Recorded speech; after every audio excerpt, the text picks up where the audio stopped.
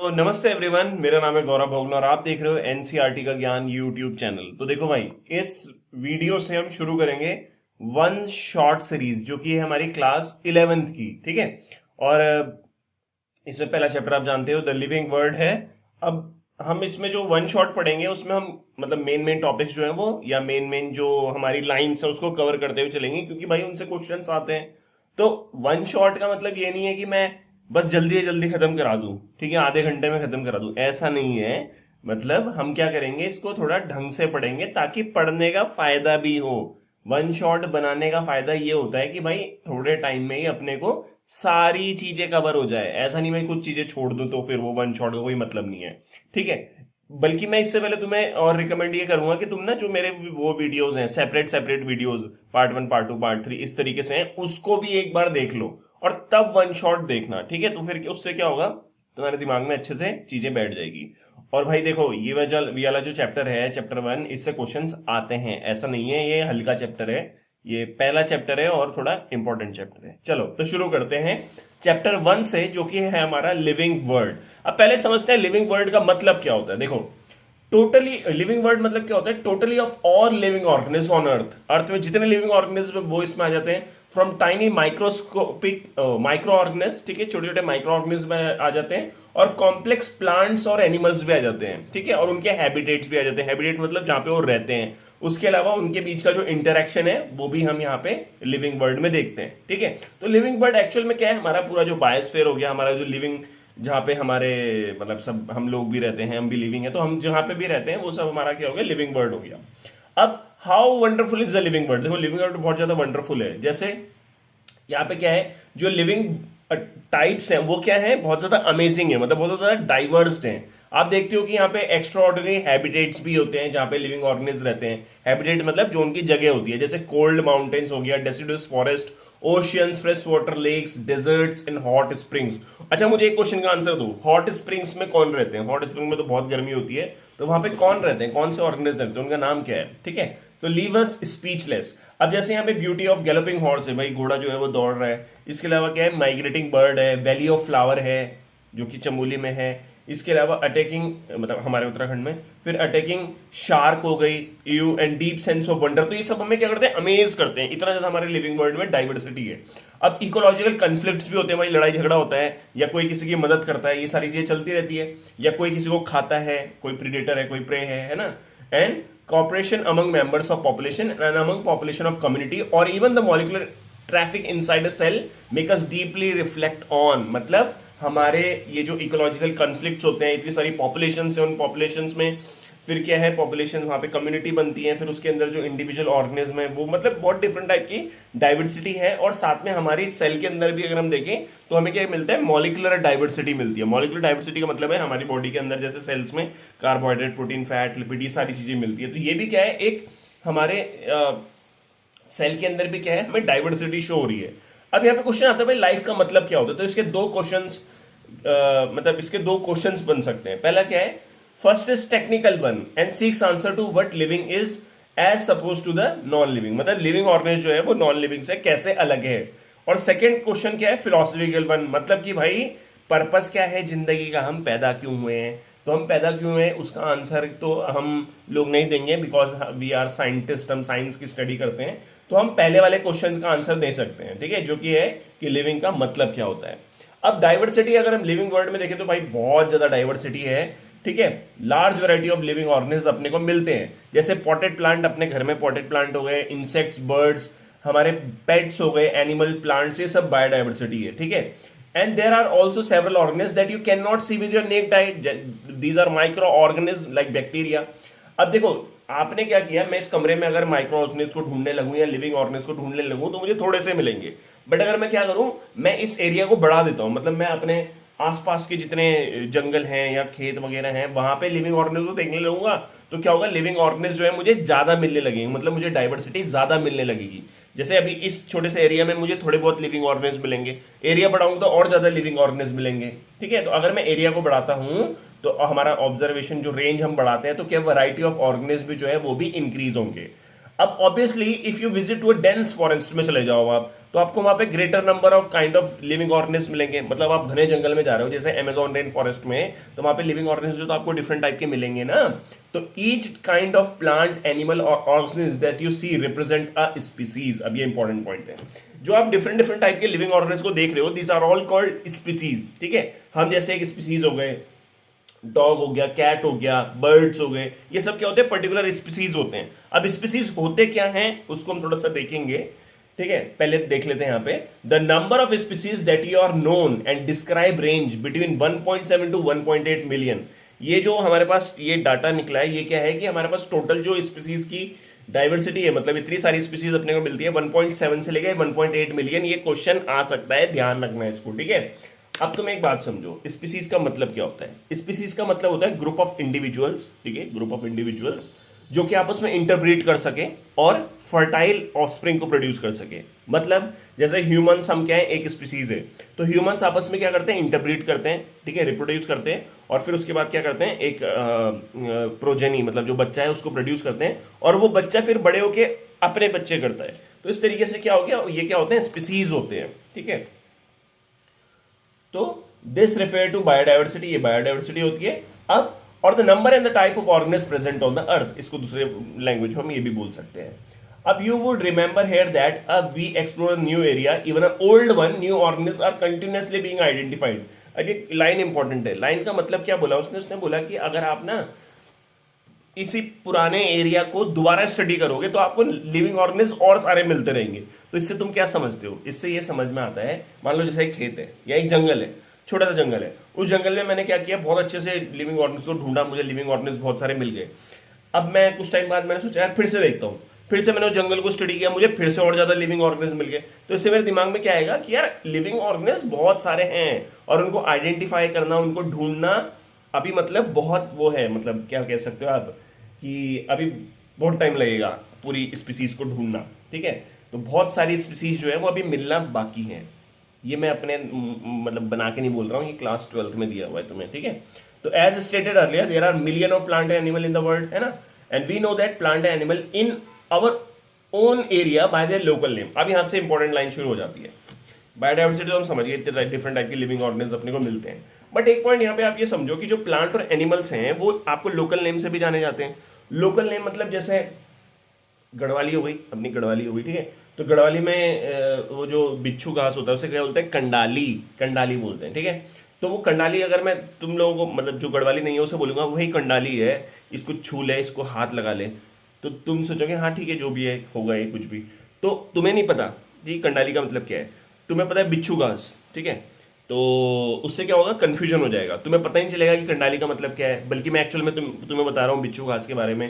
तो इससे क्या हो गया कि एक कंफ्यूजन क्रिएट होता है, क्योंकि एक ही प्लांट के दो नाम हो गए, एक लोकल नेम हो गया, एक नॉर्मल नेम हो गया, जो कि सब लोग जानते हैं।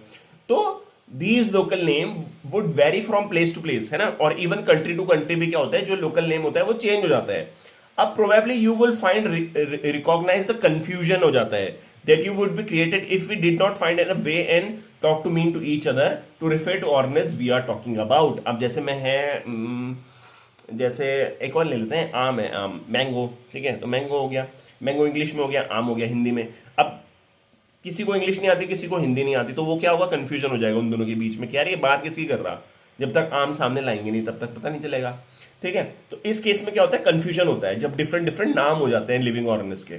तो hence there is a need to standardise the naming of living organism. भाई एक स्टैंडर्ड बनाना पड़ेगा लिविंग ऑर्गेनिज्म के नाम का, such that a particular organism is known by same name all over the world. भाई पूरी दुनिया में एक नाम से जाना जाना चाहिए, तब जाके कंफ्यूजन दूर होगा। तो this process known as nomenclature. Nomenclature क्या होता है, नामकरण, जिसमें हम क्या करते हैं, हर एक लिविंग ऑर्गेनिज्म का एक पर्टिकुलर नेम रखते हैं जो पूरी दुनिया में जाना जाता है। अब देखो ऑब्वियसली नोमेनक्लेचर और जो नेमिंग है वो कब पॉसिबल होगी, कब आप किसका नाम रख पाओगे, when the organism is described correctly. भाई किसी का नाम रखना है तो आपको उसको स्टडी करना पड़ेगा पहले कि भाई प्लांट है, एनिमल है, फिर प्लांट में भी कौन सा प्लांट है, कौन सा एनिमल है, वो सब स्टडी करना पड़ेगा। तो we know to what organism the name is attached to, और दिस इज आइडेंटिफिकेशन। आइडेंटिफिकेशन मतलब जिसमें हम क्या करते हैं, उसकी स्टडी करते हैं, हम आइडेंटिफाई करते हैं कि ये प्लांट है, एनिमल है, क्या है ये। ठीक है, अब तुम एक बात समझो, आइडेंटिफिकेशन करने के लिए आपको उसके कैरेक्टरिस्टिक्स को स्टडी करना पड़ेगा, है ना भाई, उसकी कैरेक्टरिस्टिक्स को आपको स्टडी करना पड़ेगा। तो पहले क्या करते हैं, कैरेक्टराइजेशन करते हैं। कैरेक्टराइजेशन के बाद मुझे पता चलता है अच्छा ये आइडेंटिफाई हो क्या आता है अपने को, कि अच्छा ये प्लांट है या एनिमल है या माइक्रो है, क्या है ये, ठीक है। तो in order to facilitate the study, the number of scientist has established procedure to assign a scientific name to each known organism. तो क्या हुआ, साइंटिस्ट लोगों ने क्या किया, एक साइंटिफिक नेम जो है हर एक ऑर्गेनिज्म को असाइन कर दिया, जो कि पूरी दुनिया में एक होता है, जिसे साइंटिफिक नेम बोलते हैं। This is accepted to biologist all over the world. पूरे बायोलॉजिस्ट जो हैं दुनिया में वो इसको एक्सेप्ट करेंगे। अब फॉर प्लांट्स, ये इंपॉर्टेंट है, प्लांट्स के लिए जो साइंटिफिक नेम है are based on agreed principle and criterias. कुछ एग्रीड प्रिंसिपल्स हैं, स्टैंडर्ड्स हैं, जिसके बेसिस पे हम प्लांट्स के नाम रखते हैं, ठीक है। और ये किसने प्रोवाइड किए थे प्रिंसिपल और ये criteria, which are provided in international code for botanical nomenclature, ICBN. तो आईसीबीएन के अंदर क्या है, प्रिंसिपल्स हैं, कुछ स्टैंडर्ड्स हैं, जिसके बेसिस पे हम क्या करते हैं, पौधों के नाम रखते हैं। तो आईसीबीएन हो गया हमारा international code for botanical nomenclature. अब you may ask how are animals name, animal को कैसे नाम रखेंगे। एनिमल टेक्सोनॉमिस्ट जो होते हैं, टेक्सोनॉमिस्ट कौन होते हैं, जो कि वो करते हैं, क्लासिफिकेशन करते हैं, मतलब कोई लिविंग ऑर्गेनिज्म मिला, उसकी स्टडी करेंगे, उसका नामकरण करेंगे, फिर उसको प्लांट एनिमल जिसमें डालना है उसमें डाल देंगे, तो उन्हें टेक्सोनॉमिस्ट बोलते हैं, ठीक है। तो animal taxonomist has evolved international code for of zoological nomenclature, ICZN. तो आईसीजेडएन किसके लिए हो गया, एनिमल्स का नाम रखने के लिए हो गया। अब इसमें देखो एक कंफ्यूजन क्या होता है, आईसीबीएन है, इंटरनेशनल कोड फॉर है यहाँ पे, ठीक है। यहाँ पे जो प्लांट पेड़ पौधों वाला है उसमें फॉर आएगा, और जो एनिमल वाला है उसमें ऑफ आएगा, तो ये ध्यान रखना, ठीक है। इसमें एमसीक्यू में इधर उधर करके पूछ देंगे तुमसे, तुम गलत कर दोगे, तो ये चीज ध्यान रखना। The scientific name ensure that each organism has only one name. Scientific name क्या होना चाहिए, एक ही नाम होना चाहिए। अब description of any organism should enable the people in any part of the world to arrive the same name. तो इससे क्या होगा भाई, एक ही नाम पे आप जाओगे, क्योंकि एक ही नाम पता है ना सबको, अगर साइंटिफिक नेम, तो फिर आप एक ही नाम पे जाओगे। तो they also ensure that such a name has not been use for any other known organism. मतलब एक ऑर्गेनिज्म के लिए अगर वो नाम रख दिया, जैसे आम के लिए रख दिया मैंगीफेरा इंडिका, तो भाई वो नाम मेरा नहीं होगा, वो आम का ही नाम होगा। सेम इस तरीके से टाइगर है, जैसे मेरे पास टाइगर, अब टाइगर का साइंटिफिक नेम क्या है, पैंथेरा टिग्रिस, तो पैंथेरा टिग्रिस सिर्फ उस टाइगर का नाम होना चाहिए और किसी का नहीं होना चाहिए। The biologist follow universal accepted principle to provide scientific name to known organism. अब जो बायोलॉजिस्ट है वो क्या फॉलो करते हैं, एक्सेप्टेड प्रिंसिपल्स मतलब वही स्टैंडर्ड जिसके बेसिस पे वो साइंटिफिक नेम रखते हैं किसी ऑर्गेनिज्म का।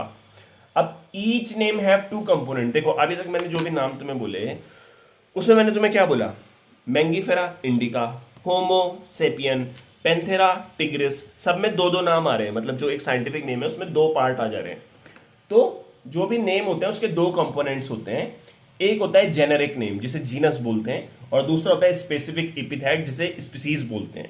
तो जैसे मेरे पास यहाँ पे नाम दिया है मैंगीफेरा इंडिका, तो मैंगीफेरा इज जीनस, ये रिप्रेजेंट करता है जीनस को, और इंडिका रिप्रेजेंट करता है स्पीसीज को। अब आप स्पीसीज तो जान चुके हो, वैसे अभी हम पढ़ेंगे स्पीसीज के बारे में, बट जीनस क्या होता है इसको हम आगे देखेंगे, ठीक है। अभी जस्ट आप अपने दिमाग में रखो कि बायोलॉजिकल जो साइंटिफिक नेम होता है उसमें दो पार्ट्स होते हैं।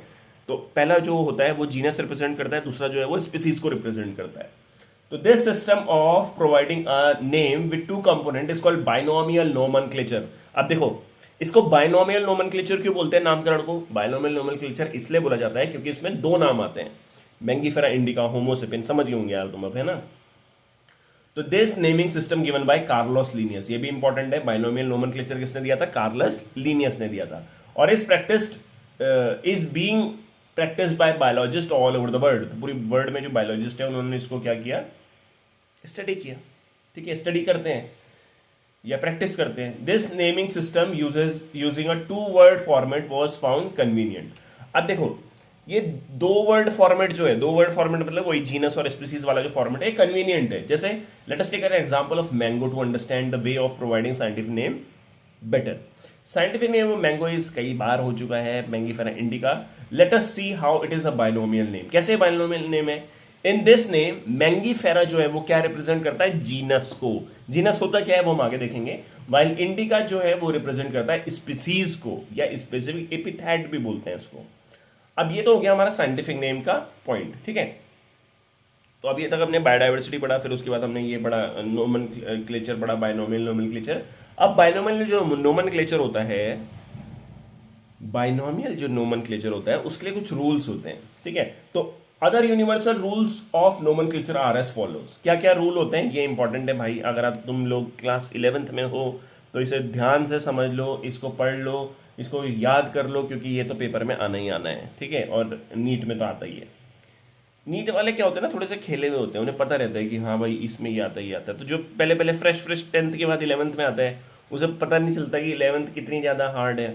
11th हार्ड है भाई, 10th तो मतलब 10th ठीक है, 11th एकदम से हार्ड हो जाती है, और 12th फिर आसान हो जाती है थोड़ा सा। 11th मतलब हार्ड है। तो भाई अगर 11th में हो तो अच्छे से पढ़ लो अभी, ताकि बाद में नीट के लिए आपको ज़्यादा से ज़्यादा वो ना लेना पड़े। क्या बोलते हैं उसको, मतलब कोचिंग में अपना टाइम ज़्यादा वो मत करना है ना, एक साल के अंदर अंदर निकाल लेना। तो उसके लिए आपको पहले पढ़ना पड़ेगा क्लास 11 से ही। वैसे क्लास 11 में कोई पढ़ता नहीं है।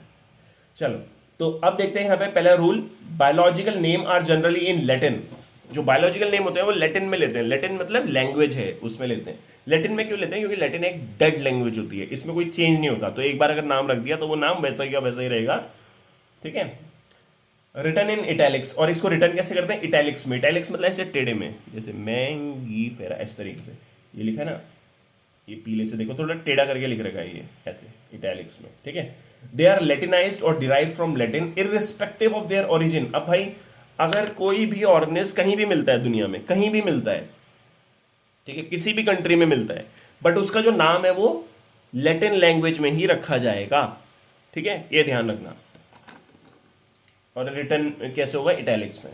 ये हो गया पहला रूल। दूसरा क्या है, the first word in biological name represent the genus. पहला वर्ड रिप्रेजेंट करता है जीनस को, वाइल जो दूसरा है सेकंड कंपोनेंट वो क्या डिनोट करता है, स्पेसिफिक एपिथेट या फिर स्पीसीज को, ठीक है। थर्ड आता है both the word in biological name when hand written. अब भाई मुझे छापूंगा तो नहीं हर बार, मुझे क्या है पेपर में लिखना पड़ेगा।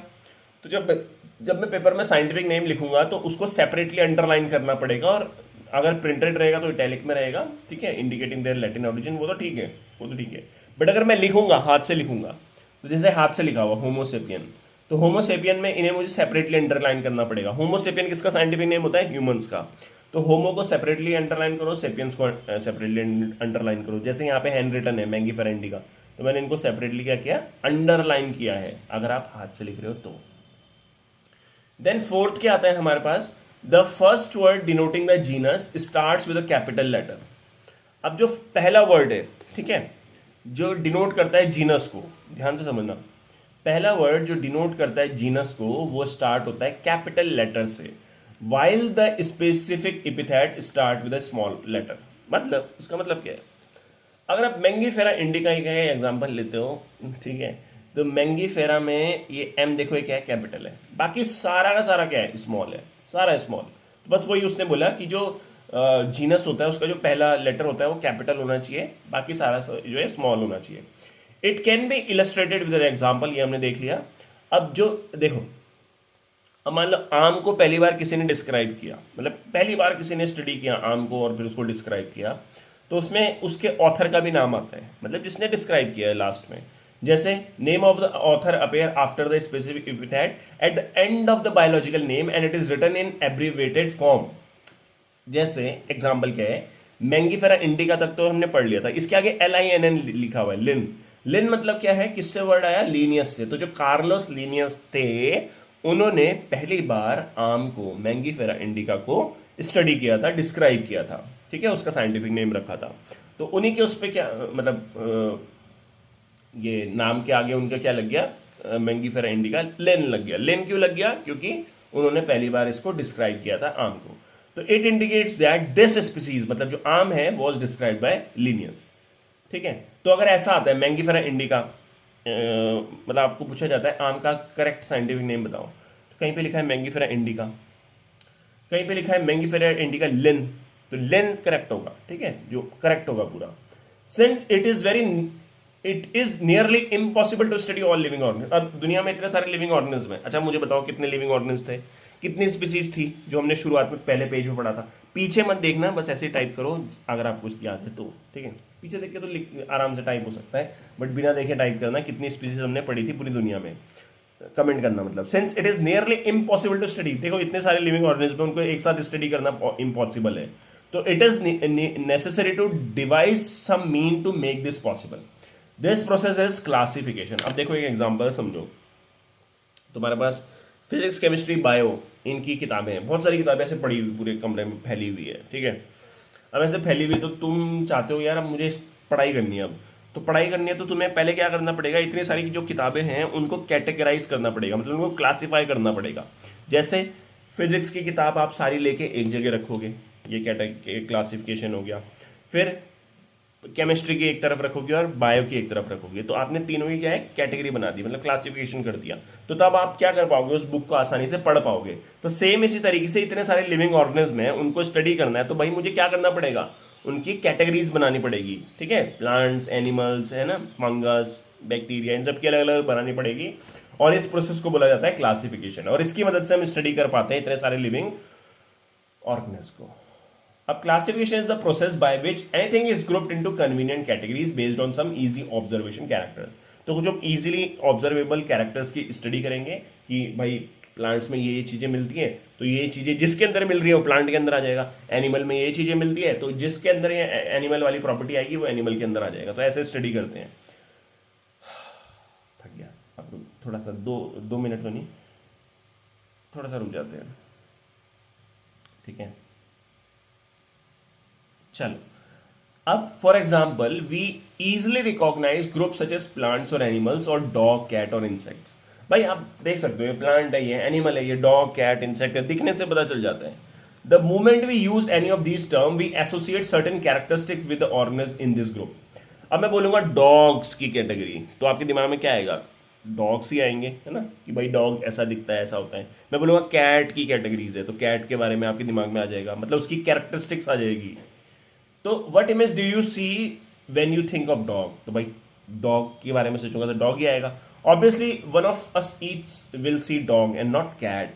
Now if you were to think of Alsatian, Alsatian क्या होता है, डॉग की एक, अब एल्सेशियन जिसको पता है वो तो क्या है उसके दिमाग में आ जाएगा, बट जिसको नहीं पता उसके दिमाग में नहीं आएगा। तो एल्सेशियन क्या है, डॉग की एक ब्रीड है, ठीक है, तो वो दिमाग में आ जाएगा। तो we know what we are talking about. Similarly, suppose we were to say mammals, तो you would of course think of animal with external ears and body hairs, ठीक है, ये सब आपको दिखने लग जाएंगे। तो mammals की प्रॉपर्टीज आपको सामने अपने दिमाग में आ जाएगी। Likewise in plants, if we try to talk of wheat, अगर मैं wheat की बात करूं, गेहूं की, तो हमारे दिमाग में क्या आएगा, wheat का प्लांट आएगा, राइस का नहीं आएगा, या कोई और आम का पेड़ तो आएगा नहीं।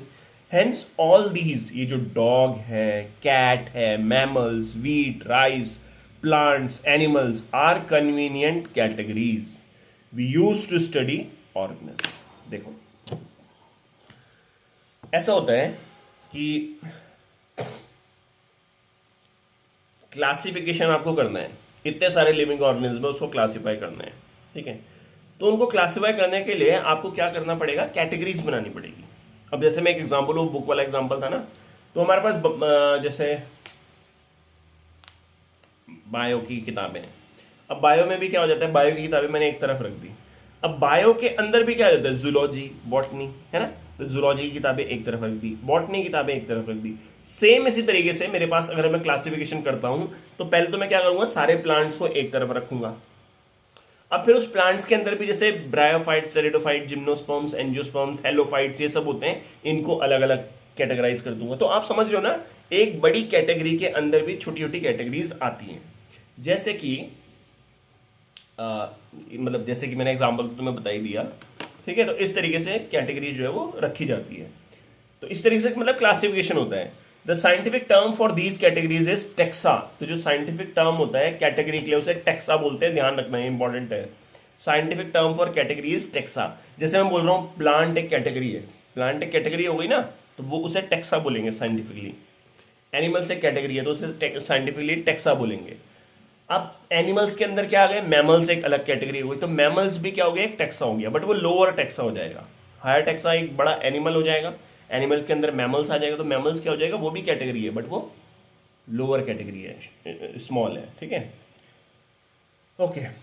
तो here you must recognize that taxa can indicate categories at various different level। तो taxa का मतलब क्या है, वो कैटेगरीज हो जाती है जो डिफरेंट लेवल पे होती है। जैसे कि प्लांट एक टैक्सा है, वीट भी एक टैक्सा है ना। बट प्लांट और वीट क्या है, मतलब प्लांट एक हायर टैक्सा हो गया क्योंकि प्लांट के अंदर बहुत सारे प्लांट्स आ जाते हैं, और प्लांट के अंदर एक छोटा टैक्सा हो गया वीट। तो वीट क्या हो गया, वो एक छोटा टैक्सा हो गया, मतलब छोटा कैटेगरी हो गया। सिमिलरली एनिमल्स हैं, एनिमल्स एक बड़ा टैक्सा हो गया, बड़ी कैटेगरी हो गई। उसके अंदर मैमल्स आ गए, फिर मैमल्स के अंदर डॉग्स आ गए, ये सब क्या हो गए, अलग अलग टैक्सा हो गए। तो जैसे इसमें एग्जांपल से समझो, हायर टैक्सा इज एनिमल, मतलब टैक्सा मतलब कैटेगरी, ध्यान रखना है। Higher taxa is animal, animal के अंदर लोअर टैक्सा कौन सा आ गया, मैमल्स, मैमल्स के अंदर भी और लोअर कौन सा हो गया, डॉग्स। तो but you know that dog is a mammal and mammals are animals, ठीक है, यही रहता है। Therefore animals, mammals, dog represent taxa at different level. सबसे ऊपर का लेवल कौन सा है, एनिमल्स, उससे लोअर है मैमल्स, उससे लोअर है डॉग, ऐसा रहता है, ठीक है। अब जैसे लिखा भी है, प्लांट में टैक्सा हायर हो गया, हायर हो गया, हाईएस्ट हो गया, वीट जो है वो लोअर हो गया, एनिमल में टैक्सा जो है वो हायर हो गया, फिर उससे लोअर कौन सा हो गया, मैमल्स, उससे लोअर क्या हो गया, डॉग। समझ रहे होंगे ना, ठीक है। Hence based on the characteristic all living organism can be classified into different taxa. तो जितने भी लिविंग ऑर्गेनिज्म हैं उनको हम क्या कर देते हैं, डिफरेंट टैक्सा में डिवाइड कर देते हैं। अब डिफरेंट टैक्सा में डिवाइड करना है तो मुझे क्या करना पड़ेगा, कैरेक्टरिस्टिक्स के बेसिस पे, कि भाई प्लांट की कैरेक्टरिस्टिक्स है तो भाई लाओ इसे प्लांट के अंदर डालो, इसमें एनिमल की कैरेक्टरिस्टिक है चलो इसे एनिमल के अंदर डालो। तो this process of classification is taxonomy. तो टेक्सोनॉमी का मतलब क्या होता है, टेक्सोनॉमी का मतलब होता है कि हम क्या करते हैं, लिविंग ऑर्गेनिज्म को स्टडी करते हैं, उसकी कैरेक्टरिस्टिक्स को स्टडी करते हैं, जिसे बोलते हैं कैरेक्टराइजेशन। कैरेक्टराइजेशन करने के बाद हम उसको डिफरेंट टेक्सा में क्लासिफाई कर देते हैं, जिसको बोला जाता है क्लासिफिकेशन, या उसको बोला जाता है टेक्सोनॉमी, ठीक है। और इसको कौन करते हैं, टेक्सोनॉमिस्ट करते हैं, जो टेक्सोनॉमिस्ट होते हैं। Okay, external and internal structure along with the structure of cells, development process and ecological information of organisms are essential and form the basis of modern taxonomic studies। तो जो external और internal structures होते हैं, external internal structures मतलब बाहर का morphological, और internal जो हो गया सेल का structure कैसा है, सेल में सेल वॉल कैसी है, ठीक है, उसमें प्रोकैरियोटिक या यूकैरियोटिक सेल है कैसा है, वो सारी स्टडी करते हैं। डेवलपमेंट प्रोसेस को स्टडी करते हैं, फिर इकोलॉजिकल इंफॉर्मेशन ऑफ ऑर्गेनिज्म को स्टडी करते हैं कि भाई वो कैसे इकोसिस्टम में रहता है। तो ये सब क्या, ये सब जो पॉइंट्स हैं क्या बनाते हैं, basis of modern taxonomic study. जो मॉडर्न अब की जो टेक्सोनॉमिक स्टडीज हैं उनमें हम एक्सटर्नल फीचर्स को तो लेते ही हैं, इंटरनल फीचर्स को भी लेते हैं, उसके इकोलॉजिकल इंफॉर्मेशन को लेते हैं कि भाई ऑर्गेनिज्म रहता कहाँ है, फिर उस बेसिस पे हम टेक्सोनॉमी करते हैं। टेक्सोनॉमी का मतलब क्या है, क्लासिफिकेशन करना लिविंग ऑर्गेनिज्म को उसके वेरियस टेक्सा में, टेक्सा मतलब कैटेगरीज, ठीक है। तो hence characterisation, identification, classification and nomenclature are the process that are basis to taxonomy. अब पॉइंट समझो, वर्ड है टेक्सोनॉमी। टेक्सोनॉमी का मतलब हो गया कि भाई हमने क्या किया, लिविंग ऑर्गेनिज्म को क्लासिफाई कर दिया डिफरेंट टेक्सा में, मतलब कैटेगरी में। अब मुझे अगर मुझे टेक्सोनॉमी करनी है, मुझे क्लासिफाई करना है लिविंग ऑर्गेनिज्म को, तो उसके लिए मुझे क्या करना पड़ेगा, उसके लिए मुझे सबसे पहले करना पड़ेगा कैरेक्टराइजेशन, मतलब कैरेक्टर्स की स्टडी करनी पड़ेगी। फिर आइडेंटिफिकेशन, पता करना पड़ेगा भाई ये क्या है, एनिमल है, प्लांट है, क्या है। देन उसके बाद classification and then finally nomenclature, उसका नाम रख देंगे। तो ये टेक्सोनॉमी के अंदर आता है, ध्यान रखना, characterisation, identification, classification, nomenclature comes under taxonomy. अब टेक्सोनॉमी भाई इंसानों के लिए नया तो है नहीं, मतलब ऐसा नहीं है कि एकदम नया है, पहले से इंसान जो है मतलब लिविंग ऑर्गेनिज्म को क्लासिफाई करते आ रहे हैं। तो human has always been interested in knowing more and more about the various kind of organism. तो ह्यूमन जो है वो चाहता है ना कि भाई मैं दूसरे लिविंग ऑर्गेनिज्म के बारे में भी स्टडी करूँ, दिमाग में तो आएगा ही।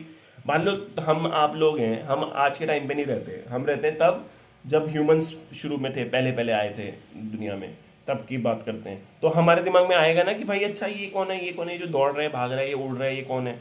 तो हम उसे क्या करेंगे, क्लासीफाई करने की कोशिश करेंगे। क्लासीफाई मतलब अच्छा ये मछली है, ये चिड़िया है, ये समझ गए तुम, ठीक है।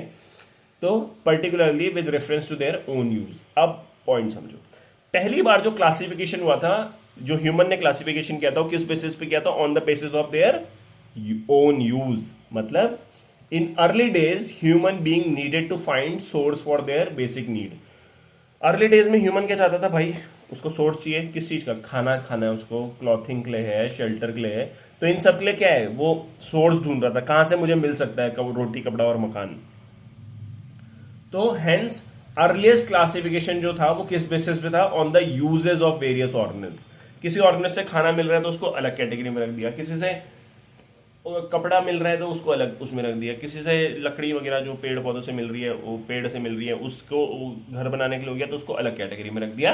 तो जो अर्लीस्ट क्लासिफिकेशन था, आप ये पॉइंट समझ के आगे बढ़ो कि अर्लीस्ट क्लासिफिकेशन जो था वो ह्यूमन ने किया था on the basis of there use, living organism के यूज के बेसिस पे।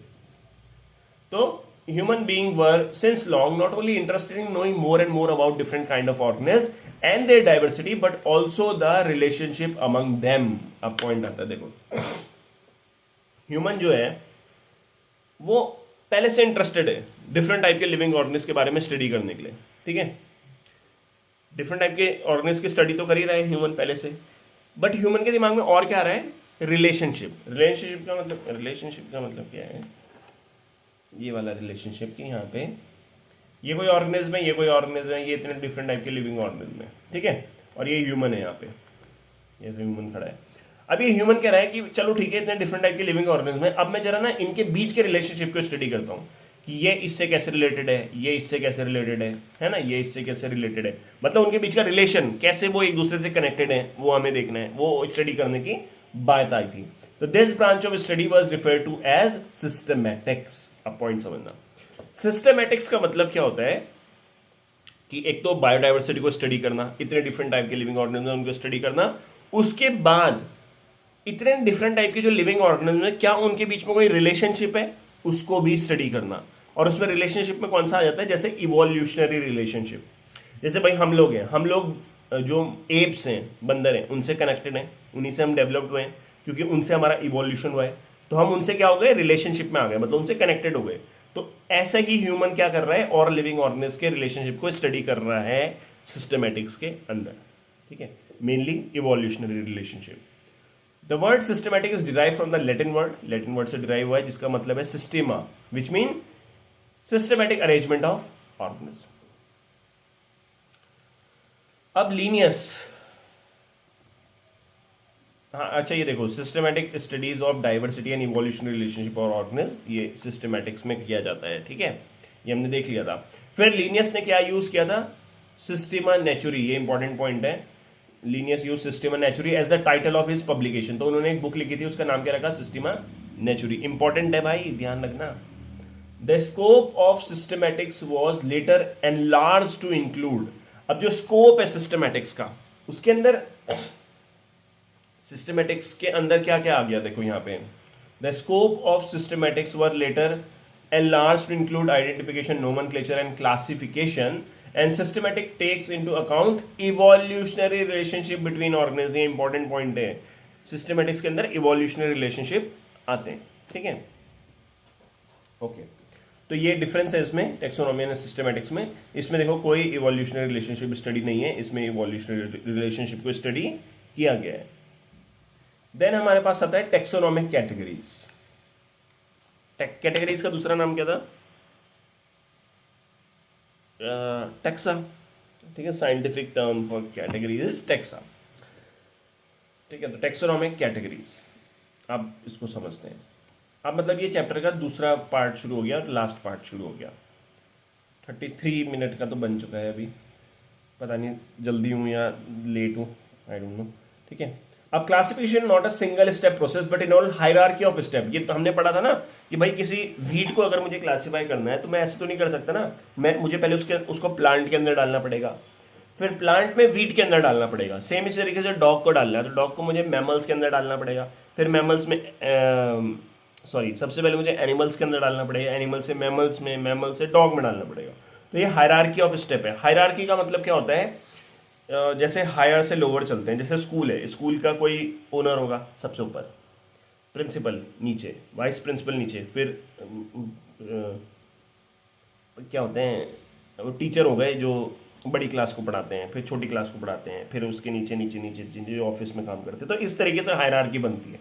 तो सेम इसी तरीके से यहाँ पे भी एक हायरार्की होती है जिसमें हम क्या करते हैं, क्लासिफिकेशन करते हैं, ठीक है। तो क्लासिफिकेशन एक सिंगल स्टेप प्रोसेस नहीं है, बट हायरार्की ऑफ स्टेप है in which each step represent a rank और कैटेगरी। हर एक स्टेप जो है वो क्या रिप्रेजेंट करता है, रैंक और कैटेगरी। रैंक, कैटेगरी, टेक्सा, ये सब एक ही चीज है और ये क्या रिप्रेजेंट करते हैं, कैटेगरीज को। ठीक है, since the category is a part of overall taxonomic arrangement, it is called taxonomic category and all categories together constitute a taxonomic hierarchy। अब ये पॉइंट समझो, ये देखो, ये है हमारे पास टेक्सोनोमिक हायरार्की। इस टेक्सोनोमिक हायरार्की में मैंने किसको क्लासिफाई किया है, मैंने क्लासिफाई किया है टाइगर को। ठीक है, किसको किया है, टाइगर को। आप एक टाइगर के एग्जांपल लेके इस चीज को समझना कि टेक्सोनोमिक कैटेगरीज या टेक्सोनोमिक हायरार्की क्या होता है। ठीक है, देखो, जैसे हमने स्कूल का देखा था, स्कूल का ओनर है, फिर प्रिंसिपल है, फिर वाइस प्रिंसिपल है, तो ये हायरार्की हो गई। फिर उसके नीचे टीचर वगैरह ये सब आ जाते हैं। ठीक है, ये हायरार्की हो गई। तो सबसे ऊपर की हायरार्की कौन सी हो गई, सबसे ऊपर का टेक्सा कौन सा हो गया, हमारा ओनर का। उसके नीचे कौन सा हो गया, प्रिंसिपल का। फिर उससे नीचे कौन सा हो गया, वाइस प्रिंसिपल का। तो ये क्या हो गया, हायरार्की बन गई, हायर टू लोअर। सेम इसी तरीके से यहां पे हायरार्की जो होती है, जिसे बोलते हैं kingdom, phylum, class, order, family, genus, species. Keep pot clean, ये है देखो, keep pot clean otherwise family get sick. ये याद करने का तरीका है। ठीक है, keep pot clean, keep pot clean otherwise family get sick. ठीक है, फैमिली जो है सिक हो जाएगी। तो ये टेक्सोनोमिक हायरार्की है। अब इस टेक्सोनोमिक हायरार्की के अंदर हम क्या करते हैं, एक मतलब टाइगर को क्लासिफाई करते हैं। तो टाइगर क्या है, मैमल, वो एनिमल है। तो किंगडम, हमारे पास 5 किंगडम होते हैं, Monera, Protista, Fungi, Plantae, animalia. तो एनिमल्स के अंदर हमारे पास क्या आ गया, टाइगर आ गया। तो एनिमेलिया के अंदर टाइगर डाल दिया। फिर कॉर्डाटा, फाइलम कॉर्डाटा है क्योंकि इनमें क्या होती है, पीछे रीढ़ की हड्डी होती है। ठीक है, देन मैमल्स के अंदर आ जाते हैं, ये क्लास मैमेलिया हो गया, ऑर्डर कार्निवोरा हो गया, फैमिली फेलिडी हो गई, जीनस पैंथेरा हो गया, और स्पीसीज क्या हो गया, टिग्रिस हो गया। अब मुझे एक पॉइंट बताओ, साइंटिफिक नेम क्या होता है टाइगर का, जीनस और स्पीसीज दोनों दे दिया, तो क्या होगा, पैंथेरा टिग्रिस। बायनोमियल नोमेनक्लेचर में हमने पढ़ा था ना, जीनस और स्पीसीज को मिला के ही बनता है। तो इसमें पैंथेरा और टिग्रिस क्या हो गया, हमारा साइंटिफिक नेम हो गया। ठीक है, तो अब आगे देखते हैं।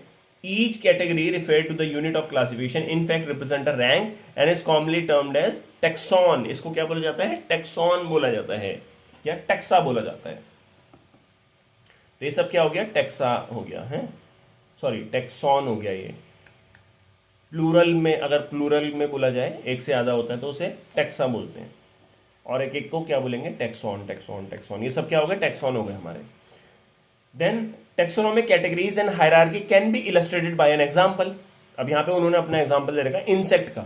इंसेक्ट जो होते हैं वो ग्रुप ऑफ ऑर्गेनिज्म होते हैं जो कि कॉमन फीचर को शेयर करते हैं। भाई अगर मैं बोल रहा हूँ यहाँ पे इंसेक्ट्स हैं, तो इंसेक्ट्स एक ग्रुप है, उसके अंदर सारे के सारे क्या होंगे, इंसेक्ट्स होंगे।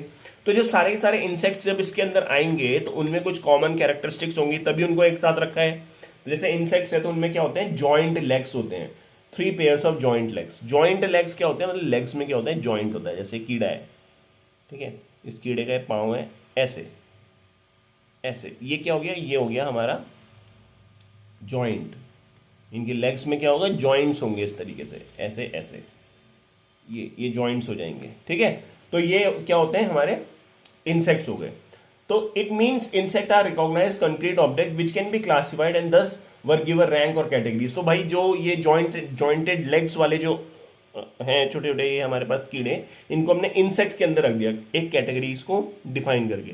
कैटेगरीज क्या था, जॉइंटेड लेग्स को डिफाइन करके। ठीक है, तो इस तरीके से हमने उनको क्या कर दिया, क्लासिफाई कर दिया रैंक्स और कैटेगरीज में, या टेक्सॉन में बोल लो उसमें। Can you name other such group of organism, तो वो हमने टाइगर का देख लिया, एक ऊपर क्लासिफाई कर लिया। अब रिमेंबर ग्रुप रिप्रेजेंट कैटेगरी। अब ग्रुप जो होता है वो क्या होता है, कैटेगरी होता है, और कैटेगरी फर्दर डिनोट रैंक। तो ये सब क्या होता है, एक चीज है, रैंक, कैटेगरी और टेक्सॉन। ठीक है, तो ईच रैंक और टेक्सॉन लिखा हुआ है ना, in fact represent a unit of classification. तो यूनिट ऑफ क्लासिफिकेशन क्या होगा, ये यूनिट मतलब सिंगल सिंगल। तो ये किंगडम एक टेक्सॉन हो गया, फाइलम एक टेक्सॉन हो गया, क्लास एक टेक्सॉन हो गया। इन सारे टेक्सॉन को जब मिला दोगे तो क्या बनेगा, टेक्सोनोमिक हायरार्की।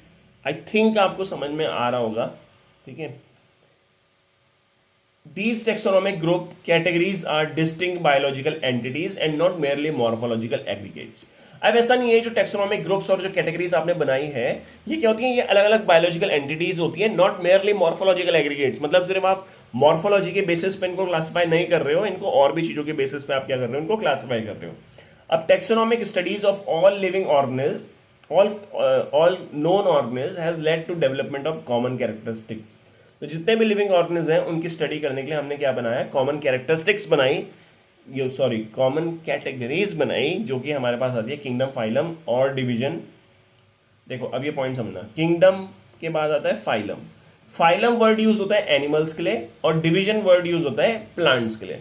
फिर class, order, family, genus, species, ये हो गया।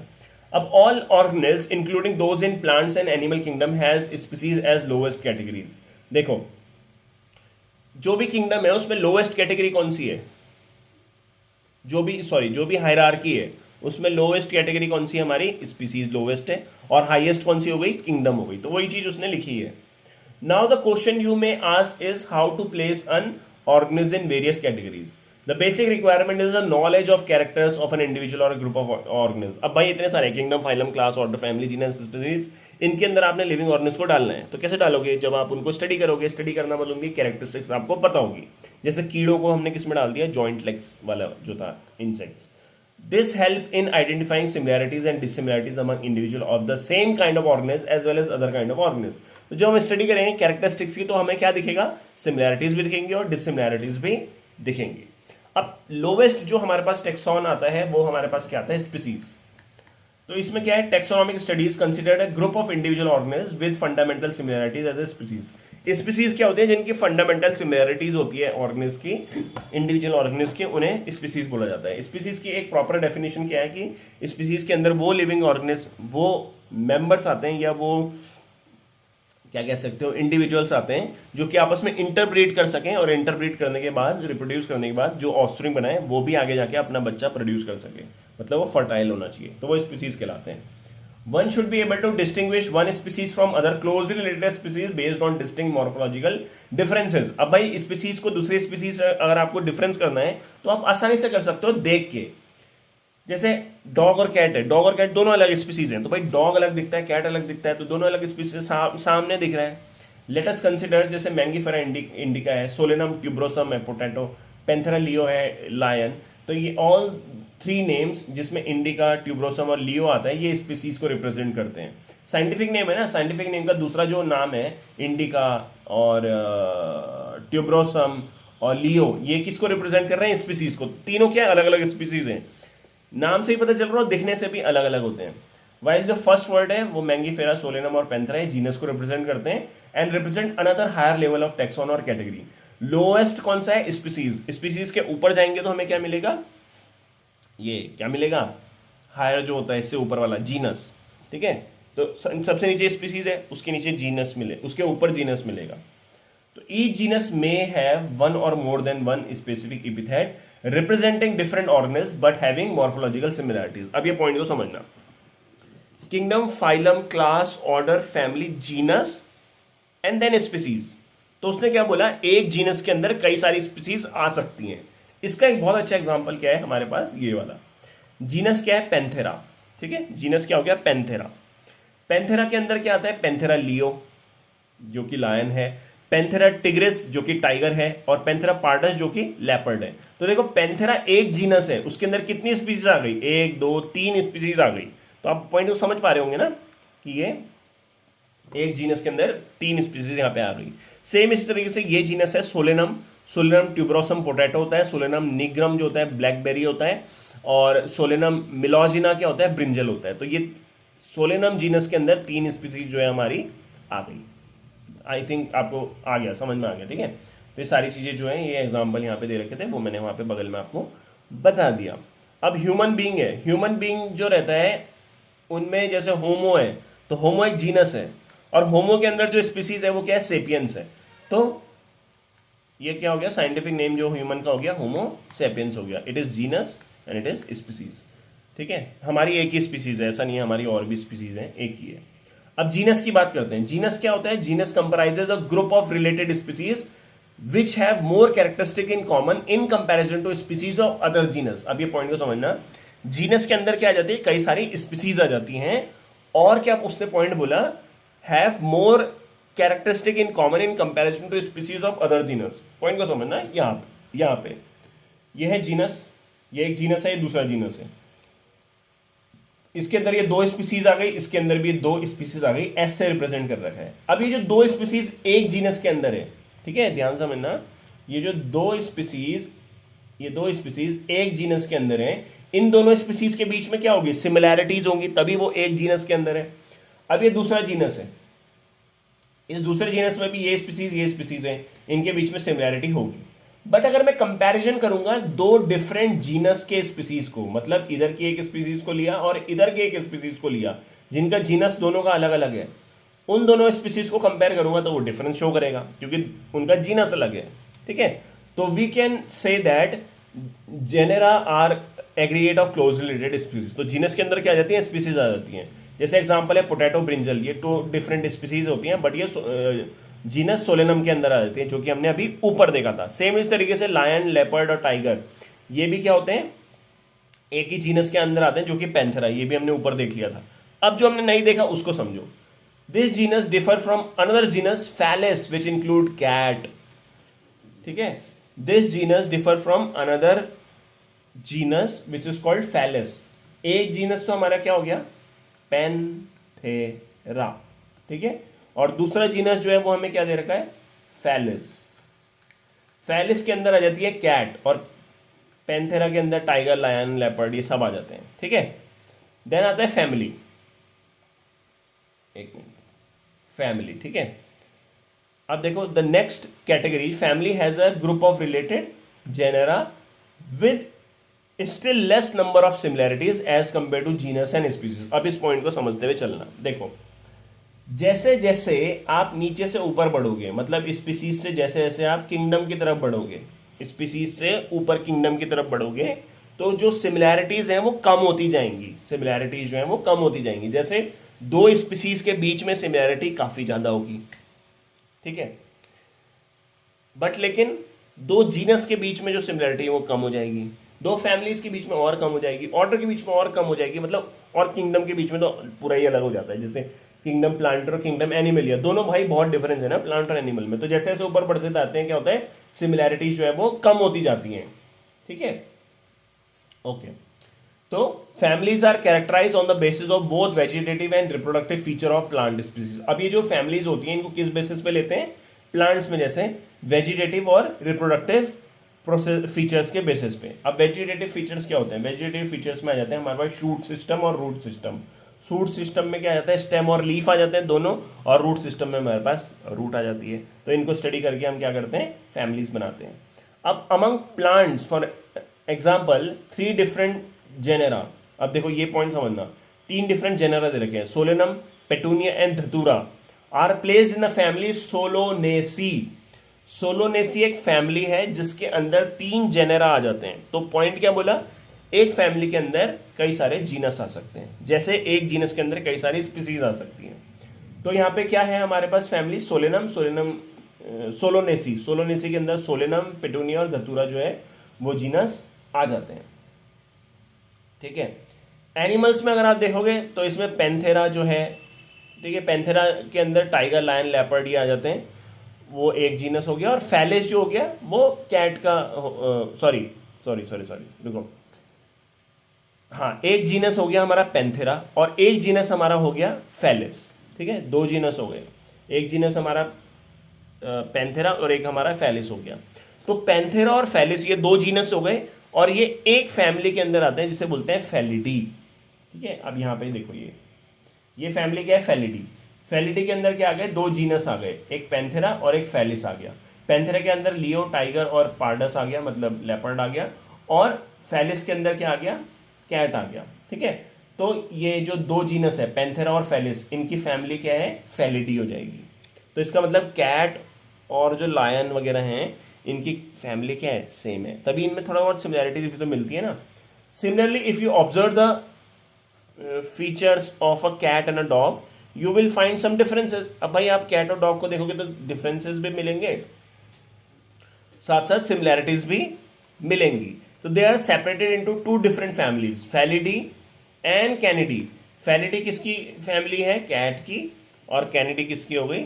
डॉग की फैमिली हो गई। ठीक है, अलग अलग फैमिलीज इनकी हो गई। देन हमारे पास आता है ऑर्डर। अब ऑर्डर क्या होता है? You have seen earlier that categories like species, genus, families are based on the number of similar characters. अब आपने क्या देखा है? You have seen earlier that जो कैटेगरीज हैं जैसे स्पीसीज, जीनस, फैमिलीज, ये किस पे बेस्ड होती है? Based on the number of similar characters तक। क्या हो गया मेरे आवाज को? एक मिनट।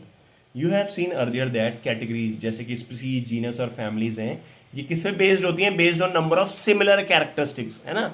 सिमिलर कैरेक्टरिस्टिक्स के बेसिस पे आप इनको क्लासीफाई करोगे। Generally, order and other higher taxonomic categories are identified based on aggregate of characters. तो जो आगे की हायर ऑर्डर्स हैं उसमें हम क्या लेते हैं? मतलब जो एग्रीगेट सिमिलैरिटीज लेते हैं उन्हें लेते हैं। एग्रीगेट सिमिलैरिटीज मतलब क्या हो गया? ये स्पीसीज की जो सिमिलैरिटीज हैं, उसके बाद जीनस में जो सिमिलैरिटीज हैं, फिर फैमिली में जो सिमिलैरिटीज हैं, उन सबको लेंगे और ऑर्डर में स्टडी करेंगे और फिर उनका ऑर्डर बनाएंगे। जैसे मैं एग्जाम्पल यहाँ पे ले लेता हूँ, रुको।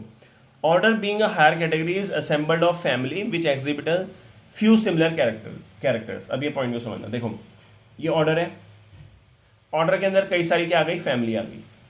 ठीक है, फैमिली के अंदर कई सारी क्या आ गई? जीनस आ गई। पॉइंट है, ठीक है, सही आता है, ओके। अब ये जो फैमिलीज हैं, इन फैमिलीज के बीच की अगर आप सिमिलैरिटी को देखोगे तो बहुत कम सिमिलैरिटी मिलेगी, कम सिमिलैरिटी मिलेगी। बट अगर आप फैमिली के अंदर जो जीनस हैं उनके अंदर देखोगे तो आपको ज़्यादा सिमिलैरिटी मिलेगी। क्यों? क्योंकि हमने पढ़ा था जैसे जैसे हम नीचे से ऊपर बढ़ते हैं सिमिलैरिटीज कम होती जाती हैं। ठीक है, ये है। तो this similarity character are less in number as compare to different genera included in a family. हमने लाइन यहाँ पे समझ ली। अब प्लांट फैमिली है जैसे कन्वोल्वुलेसी, सोलोनेसी, ये इंक्लूडेड होते हैं इन अ ऑर्डर ऑफ पॉलीमोनियल। पॉलीमोनियल क्या होता है? ये एक ऑर्डर है। ठीक है, इस ऑर्डर के अंदर क्या आ जाएगी? फैमिली आ जाएगी। और ये जो पॉलीमोनियल ऑर्डर बनाया है, किस पे बनाया? फ्लोरल कैरेक्टरिस्टिक्स के बेसिस, मतलब फ्लावर की कैरेक्टरिस्टिक्स के बेसिस पे। तो जैसे ये है पॉलीमोनियल, ये ऑर्डर हो गया, इसके अंदर फैमिली क्या आ गई? कन्वोल्वुलेसी और Solanaceae. The animal order Carnivora. अब एनिमल का ऑर्डर क्या हो गया हमारा? कार्निवोरा हो गया। कार्निवोरा के अंदर क्या आता है? Family like Felidae and Canidae. याद है फेलिडी किसकी थी? कैट की। और कैनिडी किसकी थी? डॉग की। तो ये हमारे पास क्या हो गया? ऑर्डर कार्निवोरा, इसके अंदर फेलिडी और कैनिडी आ गया, कैट एंड डॉग, ये फैमिलीज हो गई। ठीक है, देन आता है हमारे पास क्या? क्लास। अब क्लास में क्या आता है? This categories include related order. अब क्लास के अंदर क्या आ जाएंगे? ऑर्डर आ जाएंगे। For example order Primata. प्राइमाटर जो ऑर्डर है उसके अंदर क्या आते हैं? Monkey, gorilla, gibbon. Is placed in the class Mammalia. जो भी ये ऑर्डर है प्राइमाटा, ठीक है, जिसके अंदर मंकी, गोरिल्ला और गिबॉन आ जाते हैं, किस क्लास में आते हैं? मेमेलिया के अंदर। तो क्लास के अंदर क्या आ जाते हैं? ऑर्डर आ जाते हैं। ठीक है ना, तो ऑर्डर क्या है? प्राइमाटा, और क्लास क्या है? मेमेलिया। तो मेमेलिया के अंदर प्राइमाटा आ जाएगा। Along with order Carnivora that include animals like tiger, cat and a dog. अब ये लाइन को समझो। क्लास इज मेमेलिया, ये मेमेलिया हो गया। इसमें पहला ऑर्डर क्या हो गया? प्राइमाटा। प्राइमाटा के अंदर आ गया मंकी, गोरिल्ला एंड गिबॉन। और दूसरा ऑर्डर कौन सा हो गया? कार्निवोरा। कार्निवोरा के अंदर क्या आ जाएगा? टाइगर, कैट और डॉग। ठीक है, class Mammalia have other order also. इसके अलावा अदर भी ऑर्डर हो सकते हैं, बट हम यहाँ पे उसको नहीं पढ़ रहे हैं। ठीक है, क्योंकि दिया ही नहीं है। अब phylum, classes comprises animals like. अब फाइलम में क्या है? फाइलम जो है वो एनिमल के लिए यूज होता है, और डिवीजन जो होता है वो प्लांट्स के लिए होता है। तो इसके बाद क्या है? Classes comprises animals like fish, amphibians, reptile, birds along with mammal constitute the next higher category called phylum. Phylum के अंदर क्या आ जाती हैं? क्लासेज आ जाती हैं, जिसमें हमारे पास क्या आ जाती है? फिश, एम्फीबियन, रेप्टाइल, ये सब के सब आ जाते हैं, बर्ड्स, मैमल सब आ जाते हैं। ठीक है, तो all these based on common features like presence of notochord. हम पे नोटोकॉर्ड, मतलब नोटोकॉर्ड से वर्टिबल कॉलम डेवलप होती है ना, ये रीढ़ की हड्डी, and dorsal hollow neural system are included in the phylum Chordata. तो फाइलम कौन सा हो गया? कॉर्डाटा। उस कॉर्डाटा के अंदर क्या आ गए? ये सारे के सारे इंक्लूड हो जाते हैं जो ऊपर हमने दिए हुए थे। In case of plants, classes with a few similar characteristics are assigned to a higher category called division. अब plants के लिए हम क्या यूज करते हैं, फाइलम की जगह डिवीजन वर्ड यूज करते हैं. लास्ट हमारे पास और सबसे ऊपर का हमारे पास किंगडम आ जाता है. 5 किंगडम होते हैं, ध्यान रखना. Monera, Protista, Fungi, Plantae, Animalia. ठीक है. तो all animals belong to various phyla are assigned to higher category called kingdom Animalia in classification system of animals. तो यहाँ पे हम एनिमल्स का एग्जांपल ले रहे हैं, और प्लांट्स का भी यहाँ पे दे रखा है. On the other hand kingdom Plantae is distinct and comprises all plants. तो किंगडम एनिमेलिया के अंदर सारे एनिमल्स आएंगे, किंगडम प्लांटे के अंदर सारे प्लांट्स आ जाएंगे. henceforth we will refer to these two groups as animals and plant kingdom. तो दो डिफरेंट टाइप के हो गए. The taxonomic categories from species to kingdom, ये देखो स्पीसीज से हम किंगडम की तरफ जा रहे हैं. Has been shown in the ascending order starting from the species to kingdom. अब दीज आर ब्रॉड कैटेगरीज. ठीक है, ये ब्रॉड कैटेगरीज है. ये कैटेगरीज मतलब ये क्या है, टेक्सॉन है, और इसे टेक्सोनॉमिक हायरार्की बोलते हैं. ठीक है. However taxonomist has also developed सब कैटेगरीज इन दिस हायरार्की. इसके अंदर सब कैटेगरीज भी आती है जो कि यहाँ पे हमें नहीं पढ़नी है. ठीक है, नहीं दे रखी है. To facilitate more sound and scientific places of various taxa. ठीक है, तो ये चीज़ हमें ध्यान नहीं देनी है. Look at hierarchy in figure 1.1. Can you recall the basis of arrangement. से for example as we go from higher from species to kingdom, नीचे से ऊपर की तरफ जा रहे हैं, तो number of common character goes on decreasing. ये ध्यान रखना, ये हमने पढ़ा भी था. जैसे जैसे हम ऊपर जाएंगे तो जो सिमिलैरिटीज है वो कम होती जाएंगी. ठीक है. Lower the taxa more are the characteristic that the members within the taxon share. देखो लोअर द टेक्सा, ये लोअर जो जितना लोअर टेक्सा होगा उसमें क्या होगा, उसके जो मेंबर्स होंगे वो उतनी ज़्यादा सिमिलैरिटीज एक दूसरे के साथ दिखाएंगे. जैसे स्पीसीज के अंदर ये मान लो 4-5 ये ऐसे करके हैं मेंबर्स, 5 मेंबर्स हैं मान लो इसके अंदर, तो इनमें सिमिलैरिटीज बहुत ज़्यादा होगी. जीनस के अंदर ये स्पीसीज आ गई तो इन स्पीसीज के बीच में जो सिमिलैरिटीज होगी वो थोड़ा सा कम हो जाएगी. फिर फैमिली के अंदर जो जीनस आएंगे उनमें सिमिलैरिटी थोड़ा और कम हो जाएगी. तो ऊपर जाते जाते सिमिलैरिटीज कम होंगी. Higher the category greater is the difficulty of determining the relationship to other taxon at the same level. क्या बोला, हायर द कैटेगरी, जैसे जैसे कैटेगरीज के ऊपर जाएंगे, greater is the difficulty of determining the relationship to other taxa at the same level. मतलब जैसे जैसे आप ऊपर जाएंगे तो क्या होगा, सिमिलैरिटीज कम होती जाएंगी. जैसे जैसे भाई सिमिलैरिटीज कम होती जाएंगी वैसे वैसे क्या है, आपको जो उनके बीच का रिलेशनशिप है वो डिफाइन करने में प्रॉब्लम होगी, क्योंकि सिमिलैरिटीज आपको कम मिल रही है. Hence the problem of classification become more complex. तो क्लासिफिकेशन की प्रोसेस क्या है, कॉम्प्लेक्स होती जाएगी जैसे ऊपर जाएंगे.